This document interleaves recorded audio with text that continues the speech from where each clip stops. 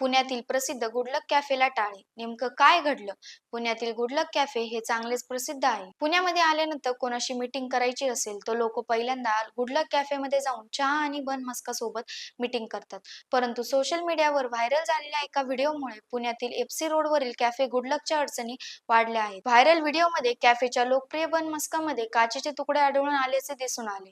बन मस्कात काचेचा तुकडा आढळल्याच्या बातमीची दखल घेत एफडीएने रेस्टॉरंटची तपासणी केली. कॅफे गुडलकमध्ये दिल्या जाणाऱ्या बन मस्कामध्ये काचेचे तुकडे आढळल्याचा दावा एका जोडप्याने केला. तेव्हा ही घटना उघडकीस आली. त्यांनी एका बन मस्क्याचा व्हिडिओ बनवला आणि तो सोशल मीडियावर व्हायरल केला.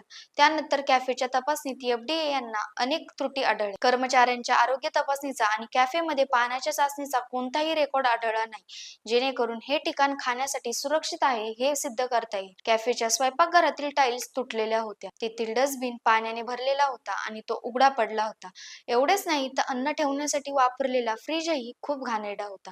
एफडीए अधिकारी अण्णापुरे यांनी सांगितले की त्यांनी बन मस्काचे नमुने घेतले आहेत आणि ते चाचणीसाठी प्रयोगशाळेत पाठवले आहेत. आमच्या पथकाने या कॅफेची तपासणी केली तेव्हा एफडीएच्या अनेक नियमांचे उल्लंघन झालेले दिसले. जोपर्यंत कॅफे या कमतरतांकडे लक्ष देत नाहीत आणि त्या दूर करत नाहीत तोपर्यंत कॅफे बंदच राहील. तर मंडळी, तुम्ही कधी या कॅफे गुडलकमध्ये जाऊन चहा बन मस्काचा आस्वाद घेतला आहे का? हे आम्हाला कमेंट करून नक्की सांगा. आणि अशाच नाविन्यपूर्ण माहितीसाठी सत्ता या चॅनलला सबस्क्राईब करा.